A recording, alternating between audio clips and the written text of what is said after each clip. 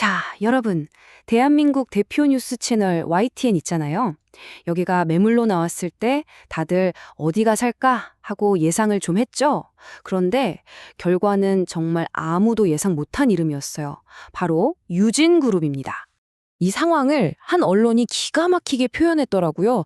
바로 건빵 팔아 방송사 먹었다. 아니 이게 무슨 말인가 싶죠?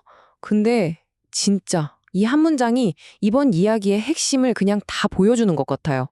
그래서 오늘의 질문은 바로 이겁니다. 대체 어떻게 콘크리트, 레미콘 만들던 회사가 대한민국을 대표하는 24시간 뉴스 채널의 주인이 될 수 있었을까요?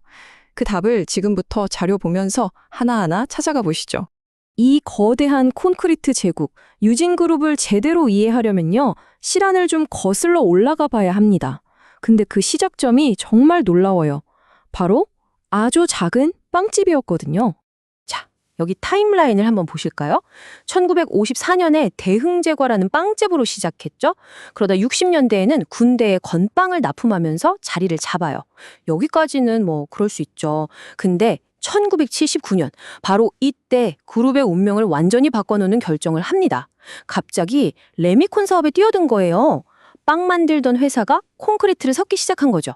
정말 대단한 변신 아니에요? 그 결과가 바로 이 숫자, 72입니다. 이게 뭐냐면요. 오늘날 대한민국 재계 서열 순위예요. 72위. 유진그룹? 좀 생소하게 들릴 수도 있는데 절대 무시할 수 없는 아주 큰 규모의 대기업이라는 거죠. 아니, 그럼 건빵 팔던 회사가 어떻게 재계 72위까지 클 수 있었을까요? 그 비결이요? 아주 간단하고 명확합니다. 바로 인수합병, M&A예요. 이게 그냥 유진그룹의 정체성이자 핵심 성장 공식인 거죠. 진짜 유진그룹의 역사는 그냥 M&A의 역사라고 봐도 무방해요.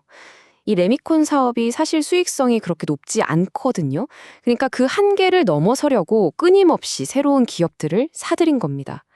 와, 보세요. 2007년 한 해에만 로젠택배, 하이마트, 서울증권까지 유통, 금융, 가릴 것 없이 영토를 엄청나게 넓혔죠. 그리고 마침내 2024년 YTN을 인수하면서 미디어 산업에까지 깃발을 꽂은 겁니다. 괜히 M&A의 귀재라고 불리는 게 아니에요. 근데요, 이들의 M&A가 전부 성공한 건 아니에요. 여기 표를 보시면 2006년에 대우건설, 2020년엔 두선인프라코어 같은 정말 큰 기업들 인수전에도 뛰어들었었는데 이때는 실패의 쓴맛을 봤죠. 그러니까 이 성적표를 보면 딱 알 수 있어요.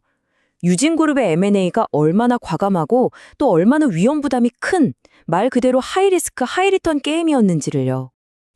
자, 그런데 이렇게 화려하게 성장한 이야기 이면에는 그림자도 당연히 있겠죠.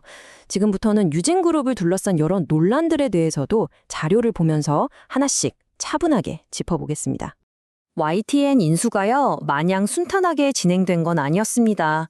특히 YTN 내부 구성원들이 유진그룹은 안 된다고 강하게 반발했는데요. 그 이후로 크게 4가지를 꼽았습니다. 과거 노조타마 무역부터 시작해서 오너의 법적 문제, 좀 불투명해 보이는 내부 거래, 그리고 기업의 사회적 책임에 평가하는 ESG 등급이 너무 낮다는 것까지 꽤 심각한 문제들이죠. 하나씩 한번 살펴보겠습니다. 가장 큰 논란은 역시 오너 리스크였습니다. 유경선 회장이 2014년에 뇌물공여 혐의로 대법원에서 유죄 판결을 받은 이력이 있거든요. 그룹에 대한 검찰 수사를 막으려고 현직 검사에게 뇌물을 줬다는 혐의였죠. 사회를 감시하고 비판해야 할 언론사의 대주주가 되겠다는 분의 과거 이력이 이렇다 보니 논란이 될 수밖에 없었던 겁니다. 그리고 이른바 일감 몰아주기 의혹도 있는데요. 구조가 조금 복잡한데 한번 따라와 보세요. 먼저 회장 일가가 가진 천안기업이라는 작은 회사가 있어요. 이 회사가 여의도에 있는 큰 사옥을 삽니다. 근데 돈이 없으니까 상장사인 유진그룹이 우리가 보증서 줄게 하면서 거액의 대출을 받을 수 있게 해줘요. 그리고는 유진그룹 계열사들이 바로 그 건물에 세입자로 들어가는 거죠. 그럼 어떻게 될까요? 여러 주주들의 돈이 모인 상장사들이 내는 임대료가 고스란히 회장님 가족 회사로 들어가게 되는 구조. 이런 비판을 받았던 겁니다. 자, 이런 과거의 논란들에도 불구하고 유진그룹은 계속해서 미래를 향해 나아가고 있습니다. 그리고 그 중심에 그룹의 미래 계획을 완전히 새로 짜고 있는 인물이 있어요. 바로 3세 경영인입니다. 네, 바로 유경선 회장의 장남인 유석훈 사장입니다. 이분이 그동안 언론에 거의 모습을 드러내지 않아서 은둔의 후계자라고 불렸거든요. 그런데 이번 YTN 인수를 직접 이끌면서 세상에 자신의 존재감을 확실히 드러낸 거죠. 그리고 아버지 세대와는 완전히 다른 그림을 그리고 있어요. 아버지인 유경선 회장이 콘크리트, 건설, 금융 같은 전통 산업의 강자였다면 아들 유석훈 사장은 미디어, 로보틱스, AI 같은 미래 기술에 집중하고 있습니다. 이건 그냥 세대 교체 수준이 아니라 아예 그룹의 DNA 자체를 바꾸겠다는 선언처럼 보입니다. 그렇다면 유진그룹이 그리는 미래는 어떤 모습일까요? 와, 이 그래프를 보면 정말 놀랍습니다. YTN 인수를 통해 확보한 미디어, 콘텐츠 사업이 무려 40%로 가장 큰 비중을 차지하게 되고요. 스마트 제조, 로보틱스가 30%로 그 뒤를 잇습니다. 그룹의 뿌리였던 콘크리트랑 금융은 이래 20% 정도로 안정적인 기반 역할만 하게 되는 거죠. 이들이 최종적으로 목표하는 게 바로 이 하이브리드 그룹이라는 개념입니다.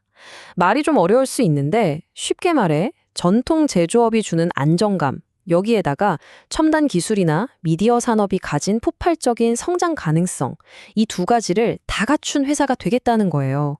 정말 야심찬 계획이죠. 건빵으로 시작해서 콘크리트 제국을 건설했던 유진그룹, 이제는 미디어와 AI라는 새로운 재료로 미래를 지으려고 합니다. 과연 이들은 과거의 그림자를 뒤로하고 콘텐츠와 기술이라는 새로운 토대 위에 성공적인 미래를 만들어낼 수 있을까요?